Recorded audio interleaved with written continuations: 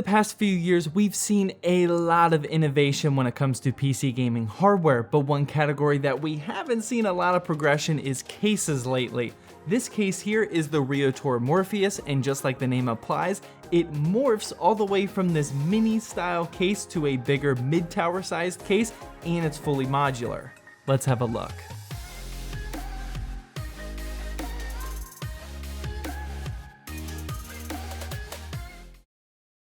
Hey, welcome to zachstechturf. Today we're going to be taking a look at this fully modular, build-it-yourself Riotoro Morpheus case. And if you're new here and you want to see more PC hardware or PC building videos, then hit that subscribe button down below and also that notification bell. That way you never miss an episode. But yeah, let's check this thing out. So before getting into the assembly process and my personal thoughts about the Morpheus, let's first talk about what the heck this thing even is. Right off the bat, the Riotoro Morpheus comes in at a steep $189 price tag, and it comes disassembled in like 30 to 40 pieces and can increase its size from a mini tower to a mid tower, which adds a couple of extra inches for extra parts. It can house ITX, MATX, full ATX, or even eATX motherboards in an inverted layout, by the way, and the mini tower provides 5 PCI expansion brackets, while the mid tower provides 8. The Morpheus also comes with 2 red LED 120mm fans that I used up here at the front, and a tiny 80mm black fan for the rear exhaust. On the top of the case, you'll find some lighting control buttons, which only work with an RGB hub that does not come with the case, so that's kind of pointless, a microphone and headphone jack, 2 USB 3.1 ports, and 2 Gen 2 Type-C ports, which you don't typically see in cases these days. One thing to note is that your motherboard will need to support 2 of these USB-C cables, which most motherboards only have 1. The one I used today didn't even have any, but just know that you can find these USB 3 adapters if you have a motherboard with those instead. Up at the front, you'll find a red LED Riotoro logo powered by SATA, which cannot change colors, and the case comes with both red or black thumb screws, which I thought was a nice touch. I'm almost done with all of the specs, and I kind of just want to get them all out of the way before I talk about my personal opinions and review of this case.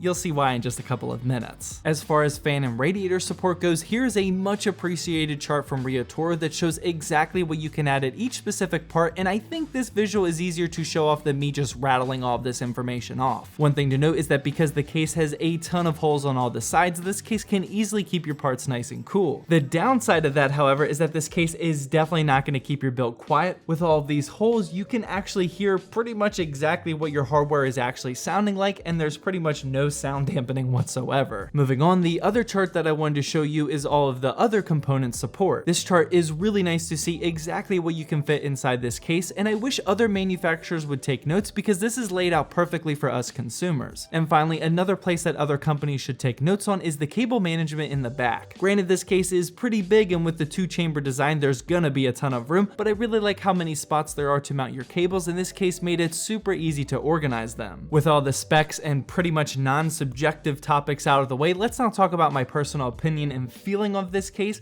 And honestly, it's just really not good, but hear me out, your mileage may vary and I completely understand if it does. First up, big thanks to Riotoro for sending this out to me, but I'm just gonna be blatantly honest and say it, why in the world would I almost pay $200 for a case that I have to build myself? This case came in what felt like a million different parts, and to go along with that, it doesn't even ship with a proper assembly guide. It seriously took me over an hour to assemble this thing, and I'll admit it does look pretty cool, but in my opinion, I felt no extra joy taking all the time to screw in all of these parts together with an instruction sheet that I had to Google for myself. Riotoro was kind enough to ship out a huge mouse pad that doubles as a PC building mat that you can use, and there's instructions on here, however, they aren't helpful at all. The PDF document is almost 70 pages, but they thought they could somehow narrow it down to these 4 assembly steps, which is an absolute joke. While we're on the topic of the mouse pad, why on earth would this thing be blue and white? I just don't understand it.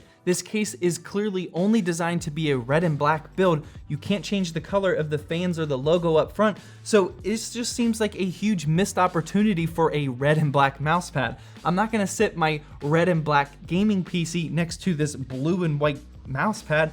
It just doesn't make any sense. Looping back to the assembly process for now, I really didn't like the box layout that it came with because there were so many pieces involved, and in turn, this doesn't allow you to use the cardboard box in the future once the case is assembled. For someone like me that packs everything up and moves every couple of years, or for people like you that want to sell these builds with the original box, you can't do that, and I really wish that they would have designed the foam inside the cardboard box to allow you to fit the assembled PC inside the box. The one positive I will give with the amount of parts that this case comes with is that all of this could potentially be a PC modder's dream. Being able to quickly uninstall a single panel and paint or design it would be super easy, and I definitely get that, but once again, that's not a huge benefit for me personally. Hashtag I only mod Dell Optiplexes. Moving on from the assembly process, I now want to talk about building inside this case, and honestly, after the assembly process, I didn't even feel like building in here, but I did it for the purpose of this video, and the gripes are going to continue, FYI. First up, what is the actual purpose of the inverted layout? Over the past few years, we've seen a ton of other dual chamber builds without them being inverted, and I just don't understand why they did it, because honestly, I just don't think it looks that good. Secondly, I would have really appreciated this product more if the mini tower size actually got down to a tiny ITX-like sized case. This is actually still pretty big. You can fit a full ATX motherboard in this smallest setting here, and by increasing the size, you're only gaining an extra 2 SSD slots, 3 PCI expansion slots, and a little bit more room for a bigger radiator. That's not that big of a benefit. At $189, you can buy 3 different cases for an ITX, micro ATX, and full-size ATX case, and because the size of this case isn't changing that much, I just don't think you're getting a lot of value here. Another issue that I ran into was the motherboard standoffs. These aren't the normal size standoffs, and I actually couldn't remove them and reinstall them for my micro ATX motherboard. I ended up just installing my own. And finally, I did really like how there's a bracket that gets completely removed up at the front, so you can easily install fans or a radiator, which can be an absolute pain in some other cases. However, once I found out that the fans actually only fit on the back side of the bracket and not the front side like you would think, I ended up not really caring for this feature either. Now look, I feel really bad for making this video, and I think you can tell that this case just wasn't for me. I genuinely feel bad for Riotoro for sending this over, but I just think there was too many missed opportunities for me to recommend it. I am fully aware, however, that this case might be exactly what you're looking for, and as long as you're okay with these drawbacks, it might be a good idea for you. This case is the first of its kind as far as transforming goes, but I guess we'll have to wait and see if this quote-unquote feature actually takes off, or if it'll fade away like some other past gimmicks. For this video though, I definitely want to hear what you guys think about this case down in the comment section. Leave me some feedback about what you think about this case. Was I too hard on it, or doesn't it make much sense to you either? Well, that wraps up my review of the Riotoro Morpheus case. As always, please drop that feedback down in the comment section because I really want to hear from you. After that, feel free to head on over to one of these 2 videos if you haven't seen them yet, and definitely hit that subscribe button because coming up next, I'm actually taking all of these parts out of this case and putting them into a different case for a proper build guide. You don't want to miss that video.